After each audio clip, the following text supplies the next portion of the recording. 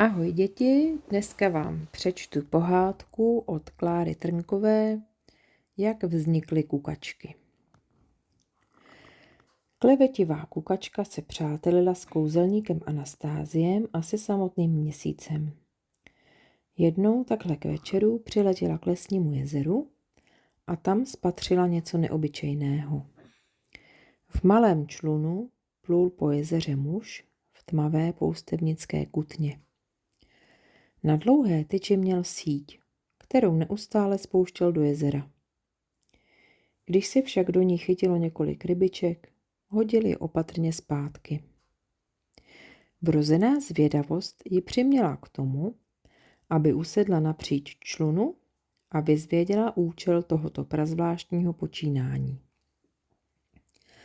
Aby tomu muži předem zalichotila, zeptala se ho nejdříve, zda by mu snad nemohla jakkoliv pomoci. Dojat její ochotou na ní poustevník pohlédl. Milá kukačko, pravil, děkuji ti za dobrou vůli, ale nemyslím, že bys mi mohla být nějak nápomocna. Vždyť se neumíš potápět a tak hluboko, kde leží Ježíškův zlatý míč, tvá malá ptačí očka nemohou dohlédnout. Ježíškův zlatý míč, podivila se kukačka.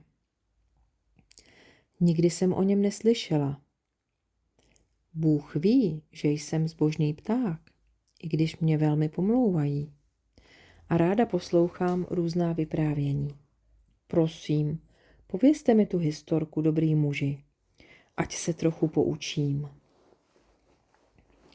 Poustevník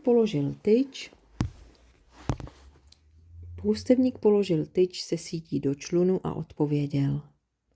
Jsem už unavený, musím si trochu odpočinout a tak mohu vyhovět tvému přání. Tedy poslouchej. Když byl pán Ježíš ještě malé děťátko a pán Bůh se s ním chtěl také trochu potěšit, zařídil to tak, že ve spánku Ježíšek i jeho maminka přebývali nahoře na nebesích. Protože byl malý hošík velmi roztomilý, daroval mu pán Bůh krásný zlatý míč. Ježíšek si s ním rád hrával a radoval se z jeho jasné záře. Jednou byl však neopatrný a odhodil jej tak daleko, že míček spadl na zem.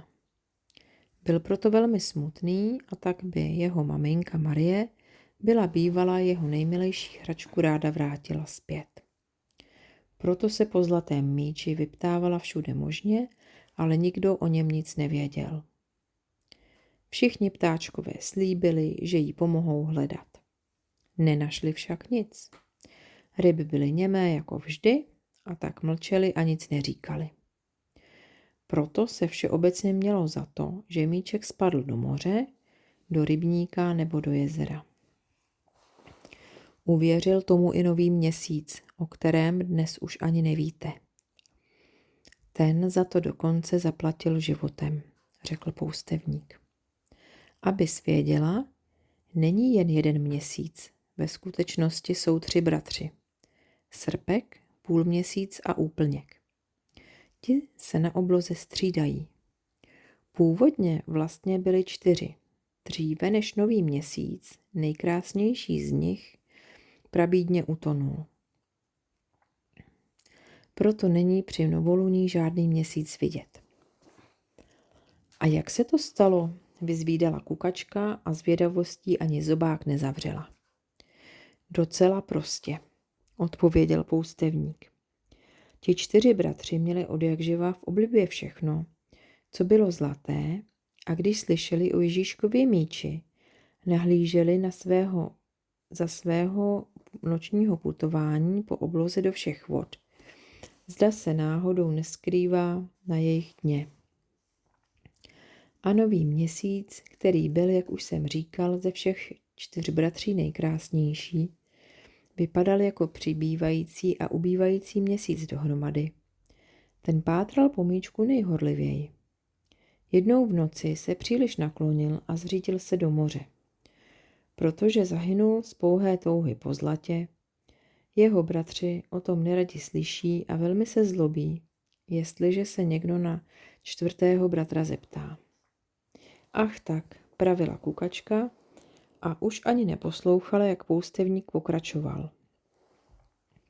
Já hledám také zlatý míč, ale ne pro zlato.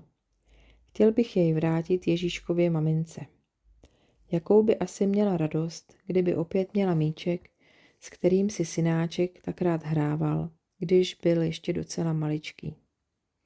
Domnívám se, že míč tehdy spadl do tohoto jezera. V jedné blahořečené chvíli mi jeden andílek vypravoval, že Ježíšek, když míček ztratil, seděl na obláčku, který právě letěl nad Šumavou. Teprve nyní se poustevník ohlédl po kukačce, ale ta už byla pryč. Co chtěla vědět, slyšela a ostatní ji nezajímalo. Za hodinu potom už klepala zobákem na vrata u kouzelníka Anastázia. Po chvíli vstoupil tichým krokem i Měsíc. Všichni 3 usedli ke stolu a jako už mnohokrát předtím vypili nejprve šálek kávy.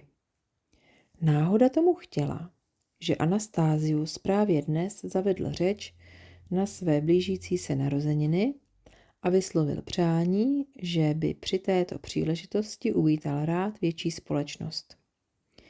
Měsíc zálibně pokuřoval ze své dýmky a poznamenal, že by jednou rád přivedl své 2 bratry, kdyby proti tomu hostitel ovšem nic nenamítal. Tu kukačku zasvrbil jazyk a bez rozmýšlení vyhrkla. Škoda, že už nežije váš 4. bratr, ten, kterého pro jeho krásu nazývali novým měsícem. Při této řeči Měsíc žhavě zrudl. Dýmku pustil na zem, až se rozbila.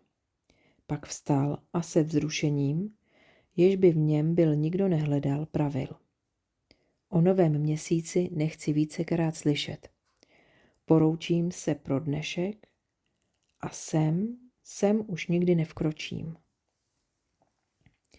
A dříve než udivený a zděšený Anastázius mohl něco namítnout, byl ten tam.